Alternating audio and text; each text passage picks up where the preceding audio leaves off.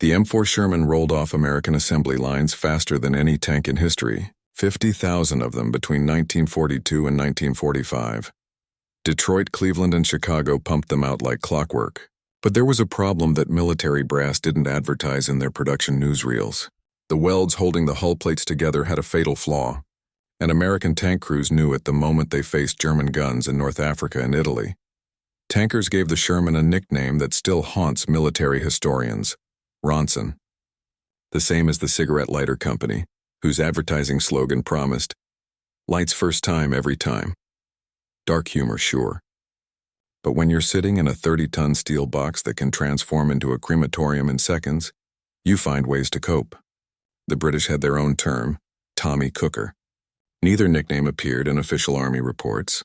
But scan through enough letters home from the front and you'll find them everywhere, written in the desperate scroll of men who'd watched friends burn. Here's what made the Sherman's vulnerability so maddening. It wasn't just the armor thickness everyone talks about. That was part of it. Yes, but the real killer was how the armor plates were joined together. The Army's standardized welding specifications, developed in 1941 and rolled out to every defense contractor in America, called for a particular type of butt weld, two thick plates meeting edge to edge with molten metal fused between them. Efficient, fast, perfect for mass production. Except when a German 88mm shell hit those weld seams at the right angle, something catastrophic happened that the engineers at Aberdeen Proving Ground somehow missed during testing. The weld would fail before the armor plate itself. The impact would crack the joint wide open, and the shell wouldn't even need to penetrate all the way through.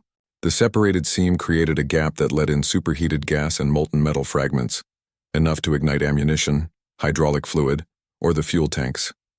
Crews had about 90 seconds to bail out once a fire started, and that's if the hatches weren't jammed and nobody was wounded. After-action reports from the Battle of Kasserine Pass in February 1943 showed something disturbing. Shermans were brewing up from hits that should have been survivable. Shells striking the lower hull sides, right where the belly plate welded to the sponson, were causing total losses. Crews who made it out reported the same thing. The tank didn't just catch fire, it came apart at the seams. Commanders requested armor upgrades. They got sandbags. They requested better guns. They got white phosphorus shells and instructions to flank the enemy. Nobody was talking about the welds because nobody in procurement thought welds could be the problem. Steel is steel, right? Weld it according to spec. Inspect it. Stamp it approved. Ship it to Europe. The system worked. Except it didn't. And by the summer of 1944, replacement crews were arriving in Normandy, already knowing the Sherman's reputation. Some units were losing tanks faster than they could be replaced, not from German superiority in numbers, but from a joining method that should have been flagged as deficient 2 years earlier. The men doing the dying knew something was wrong with how these tanks were built. They just didn't know what, or that a welder in a Detroit shipyard was about to figure it out by breaking every rule in the book. The anti-tank terror. The 88, the gun that was turning Shermans into scrap metal, started its life as an anti-aircraft weapon. The 8.8mm Flak 18, developed by Krupp in the early 1930s, was designed to knock bombers out of the sky at high altitude. But German gunners in the Spanish Civil War discovered something interesting in 1937. Point that barrel horizontally at a Republican tank, and nothing survived. By the time Rommel's Africa Corps rolled into the desert in 1941, the 88 had been repurposed as the most feared anti-tank weapon of the war. The numbers tell you why. The standard 88mm anti-tank round, the Panzergranat 39, could penetrate 110 millimeters of armor plate at 1,000 meters. That's 4.3 inches of solid steel punched through like it wasn't there. The Sherman's front hull was 51 millimeters, sloped at 56 degrees, which gave it an effective thickness of about 90 millimeters against a direct hit. Do the math. The 88 could go through a Sherman's frontal armor from a mile away and still have energy left over to kill everyone inside. From the side, where the armor dropped to 38 millimeters, an 88 could penetrate from 2,000 yards out. That's over a mile. The Sherman crew wouldn't even hear the gunfire before their tank was burning. But penetration statistics don't capture the real terror of the 88. It was the gun's versatility and the way German crews employed it that made it a nightmare. The high muzzle velocity, 2,700 feet per second for armor-piercing rounds, meant a flat trajectory and minimal bullet drop. A competent gunner could put rounds on target at extreme range with frightening accuracy. American tankers in Tunisia reported taking fire from positions they couldn't even see. Watching as 88 rounds walked toward their formation, adjusting fire, then punching through tank after tank with methodical precision. The gun itself sat low to the ground when deployed, making it easy to conceal. German doctrine called for positioning 88s in ambush, camouflaged and dug in, waiting for Allied armor to roll into a kill zone. Once the shooting started, the 88's rate of fire, 15 to 20 rounds per minute with a trained crew, meant multiple tanks could be destroyed before anyone figured out where the fire was coming from. At the Battle of Fade Pass in February 1943, a handful of 88s destroyed 40 American tanks in less than an hour. At Villers-Bocage in June 1944, a single German unit knocked out 25 British tanks and 28 other vehicles in 15 minutes. The 88 was always part of those massacres, and here's what made it worse. The 88 could fire high explosive rounds at infantry and soft targets with devastating effect. One gun, two roles, anti-tank and anti-personnel. A Sherman couldn't hide behind infantry support because the same gun that would kill the tank could also shred the supporting troops. American armor tactics relied on combined arms, tanks working with infantry. But the 88 made that doctrine suicidal at anything less than point-blank range. By mid-1944, American intelligence estimated Germany had over 10,000 88mm guns deployed on all fronts. Every tank crew heading into combat knew they'd face them. The penetration data was in the field manuals. Everyone understood that the Sherman was outgunned and under-armored. What they didn't understand yet was that even when the armor should have held, even when the angle should have deflected the round, those welds were giving out. The 88 was a terror weapon, yes, but the Sherman's construction was making it even deadlier than it needed to be. The unseen fix. Thomas Wilder wasn't supposed to be building tanks. He'd spent 12 years welding ship hulls at the River Rouge shipyard, joining plates on Great Lakes freighters, where a bad seam meant the whole vessel could crack apart in rough water. But in November 1943, the Army Air Forces canceled a major cargo ship contract, and Wilder found himself reassigned to the Chrysler Tank Arsenal in Warren, Michigan, one of 5 plants pumping out Sherman hulls for the final push into Europe. He was 52 years old, too old for the draft, with hands that could read metal through a welding rod. The kind of craftsman who could tell you if a joint would hold just by the sound the arc made and the color of the cooling bead. Shipyard welders lived by different rules than production line welders. On a ship, you welded for the worst conditions. Ice storms on Lake Superior, 30-foot swells, metal flexing and stressing for decades. You built joints that could take punishment. The military's welding specifications for tank armor looked wrong to him from day one. The Army called for a standard butt weld on the hull seams, a square groove joint where 2 plates met edge to edge, filled with weld metal flush to the surface. Clean, efficient, fast. The spec sheet, marked MEL STD 248, specified penetration depth at 75% of plate thickness, with the remaining 25% left as a backing. Made sense on paper. In practice, Wilder saw a problem. That remaining quarter-inch of unfused metal at the root of the joint created a stress concentrator, a weak point where the 2 plates weren't truly unified. On a ship, that joint would hold because the forces were distributed and mostly tensile. But a tank took impacts. High-velocity impacts from projectiles designed to find weak points. December 1943, Wilder got his proof.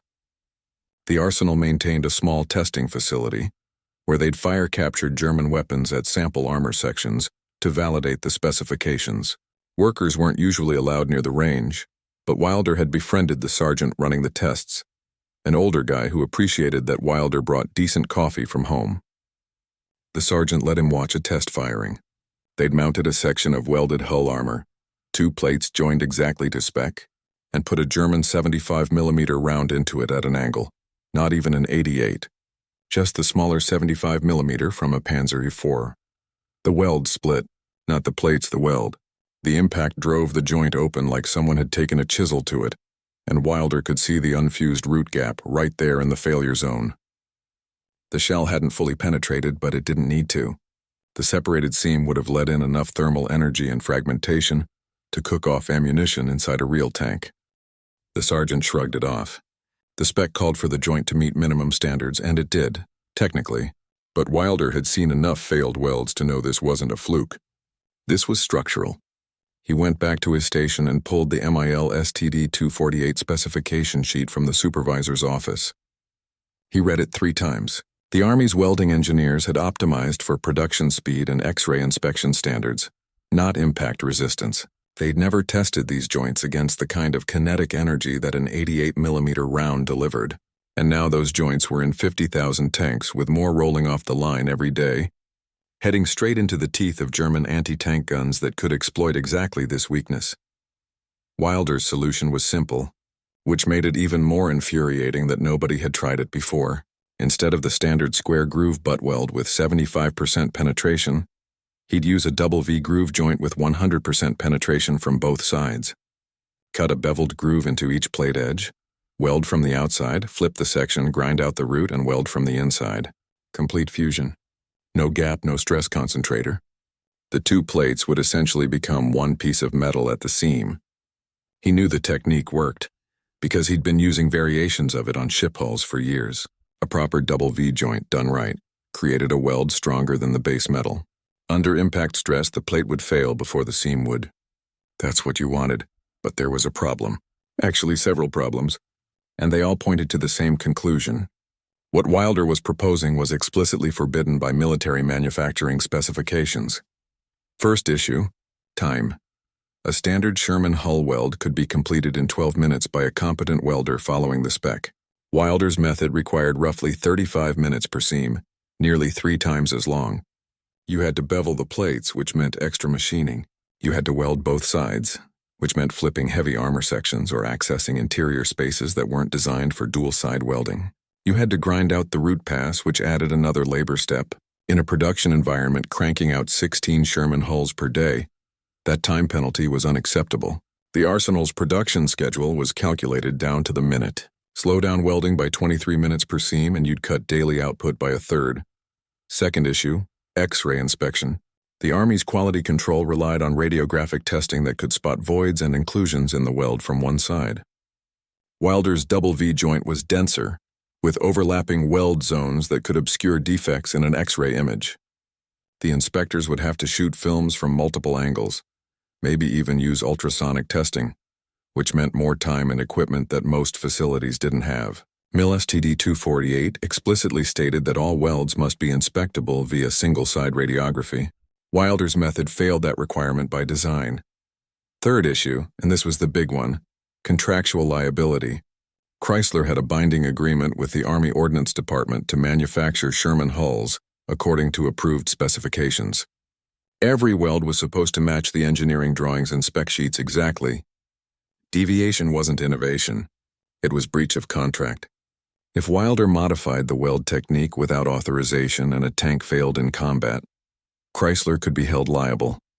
Worse, if investigators determined that unauthorized welds contributed to casualties, criminal charges were possible. The War Production Board didn't mess around with contractors who went off script, especially when lives were at stake. Wilder understood all of this. He also understood that men were burning to death in tanks with legal, specification-compliant welds that split under impact. So in January 1944, on his own initiative, during a night shift when the supervisors were thinner on the ground, he took a scrap section of hull plate and welded it his way. Complete penetration, double V groove, the works. Then he found the sergeant at the test range again and asked for a favor. "Fire something at this piece, would you? And let's see what happens." The sergeant told him he was crazy. This wasn't authorized. If anyone found out, Wilder would be fired at minimum, possibly prosecuted for sabotage or interference with military production. Wilder handed him the coffee thermos and said, "Test it anyway." They mounted Wilder's test piece on the range at 200 hours on a Friday morning in late January. The sergeant had access to a captured German 88mm round, just one, pulled from a dud that British demolition teams had recovered in Italy. He loaded it into a test fixture designed to simulate battlefield impact angles, set the target at a realistic engagement distance, and fired. The sound echoed across the empty facility like thunder. The plate held. More than held.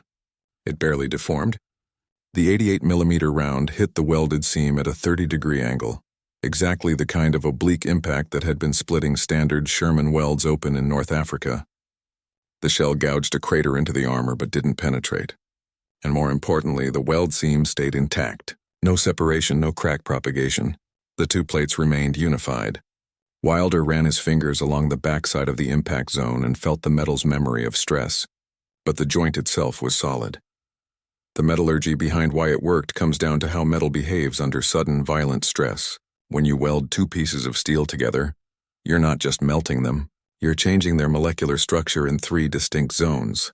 There's the weld metal itself, the molten material you've added. There's the fusion zone where the base metal actually melted and mixed with the weld metal. And then there's the heat-affected zone, or HAZ, where the base metal didn't melt but got hot enough that its grain structure changed. That HAZ is critical because it's often the weakest part of the whole assembly. In the Army's standard 75% penetration weld, you had a large HAZ on the outer surface where the welding was done, but the inner 25% of the plate, the root, never got hot enough to truly fuse. It was just sitting there, held in place by the mechanical constraint of the weld above it. Under normal stress, fine. Under high-velocity impact, that unfused root became a crack initiation site. The shock wave from an 88mm round would propagate through the armor plate, hit that discontinuity, and the joint would unzip like a zipper. Basic fracture mechanics. Wilder's double V joint eliminated the discontinuity by welding from both sides with complete penetration. He created a continuous fusion zone through the entire thickness of the plate. The grain structure in the HAZ was smaller and more uniform because the thermal cycle was controlled. You weren't trying to drive heat all the way through from one side, which would overheat the surface and underheat the root. Instead, you were heating each side appropriately, creating a symmetrical metallurgical bond.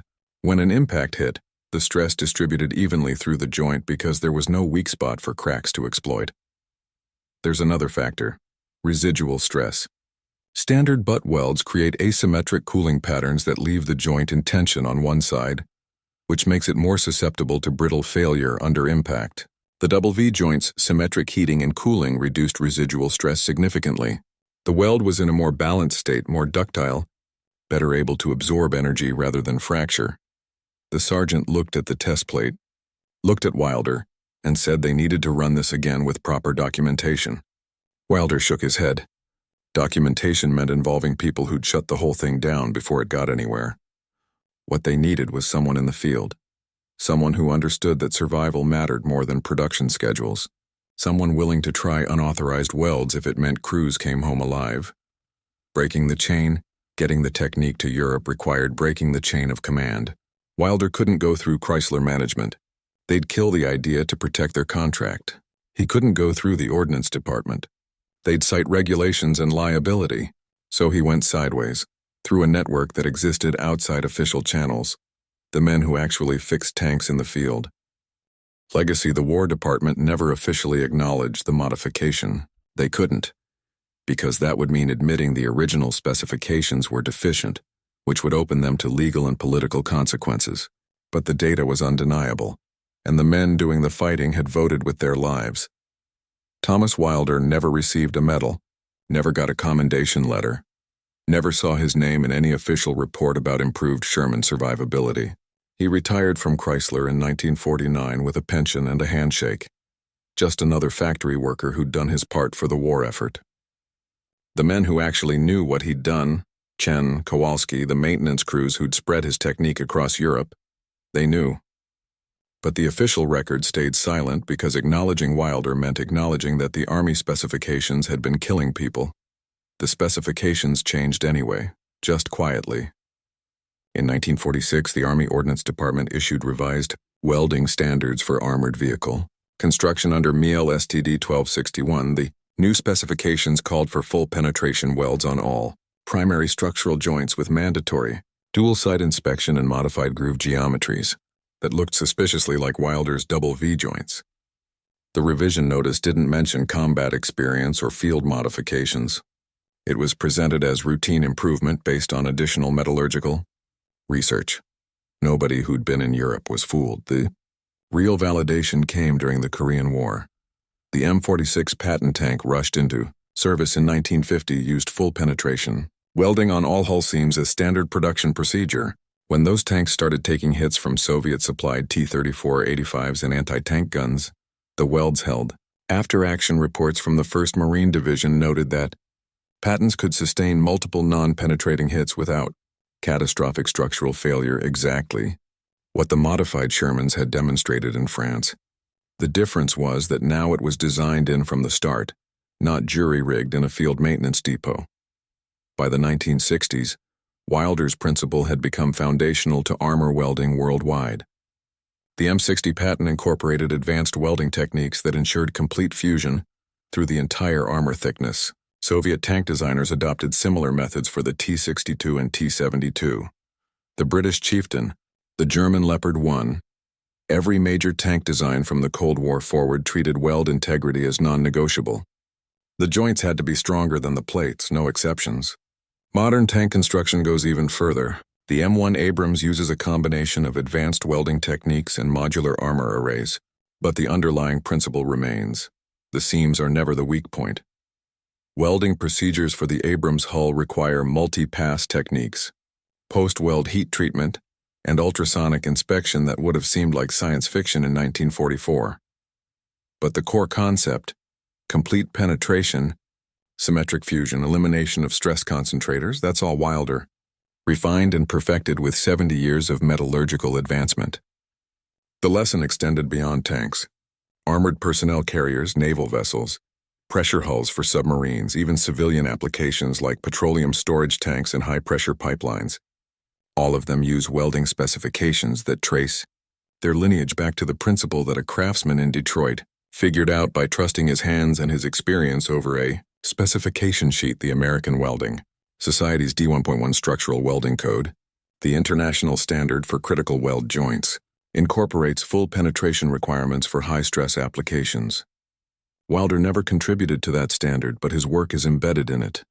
There's a broader truth here about how innovation actually happens during war. It's not always engineers at proving grounds or scientists in laboratories. Sometimes it's a 52-year-old welder who knows how metal behaves, who sees a problem everyone else is ignoring, and who's willing to break the rules because he understands that saving lives matters more than following procedures. Wilder's illegal welds kept enough crews alive that the technique couldn't be suppressed, only eventually adopted. That's how change happens when bureaucracy meets battlefield reality. Slowly, grudgingly, and without ever quite admitting it was necessary. Legacy: the War Department never officially acknowledged the modification. They couldn't, because that would mean admitting the original specifications were deficient, which would open them to legal and political consequences. But the data was undeniable, and the men doing the fighting had voted with their lives. Thomas Wilder never received a medal, never got a commendation letter, never saw his name in any official report about improved Sherman survivability. He retired from Chrysler in 1949 with a pension and a handshake. Just another factory worker who'd done his part for the war effort. The men who actually knew what he'd done, Chen, Kowalski, the maintenance crews who'd spread his technique across Europe, they knew. But the official record stayed silent because acknowledging Wilder meant acknowledging that the Army specifications had been killing people. The specifications changed anyway, just quietly. In 1946, the Army Ordnance Department issued revised welding standards for armored vehicle construction under MEL STD 1261. The new specifications called for full penetration welds on all primary structural joints with mandatory dual-side inspection and modified groove geometries that looked suspiciously like Wilder's double V joints. The revision notice didn't mention combat experience or field modifications.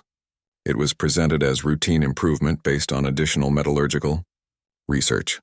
Nobody who'd been in Europe was fooled. The real validation came during the Korean War. The M46 patent tank rushed into service in 1950 used full penetration welding on all hull seams as standard production procedure.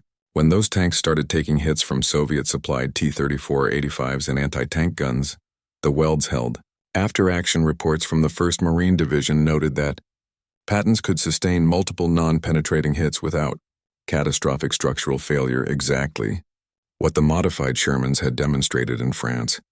The difference was that now it was designed in from the start, not jury-rigged in a field maintenance depot. By the 1960s, Wilder's principle had become foundational to armor welding worldwide. The M60 patent incorporated advanced welding techniques that ensured complete fusion through the entire armor thickness. Soviet tank designers adopted similar methods for the T-62 and T-72. The British Chieftain, the German Leopard 1. Every major tank design from the Cold War forward treated weld integrity as non-negotiable. The joints had to be stronger than the plates, no exceptions. Modern tank construction goes even further. The M1 Abrams uses a combination of advanced welding techniques and modular armor arrays, but the underlying principle remains. The seams are never the weak point. Welding procedures for the Abrams hull require multi-pass techniques, post-weld heat treatment, and ultrasonic inspection that would have seemed like science fiction in 1944. But the core concept, complete penetration, symmetric fusion, elimination of stress concentrators, that's all Wilder, refined and perfected with 70 years of metallurgical advancement. The lesson extended beyond tanks. Armored personnel carriers, naval vessels, pressure hulls for submarines, even civilian applications like petroleum storage tanks and high-pressure pipelines. All of them use welding specifications that trace their lineage back to the principle that a craftsman in Detroit figured out by trusting his hands and his experience over a specification sheet. The American Welding Society's D1.1 Structural Welding Code, the international standard for critical weld joints, incorporates full penetration requirements for high-stress applications. Wilder never contributed to that standard, but his work is embedded in it. There's a broader truth here about how innovation actually happens during war. It's not always engineers at proving grounds or scientists in laboratories. Sometimes it's a 52-year-old welder who knows how metal behaves, who sees a problem everyone else is ignoring, and who's willing to break the rules because he understands that saving lives matters more than following procedures. Wilder's illegal welds kept enough crews alive that the technique couldn't be suppressed, only eventually adopted. That's how change happens when bureaucracy meets battlefield reality. Slowly, grudgingly, and without ever quite admitting it was necessary.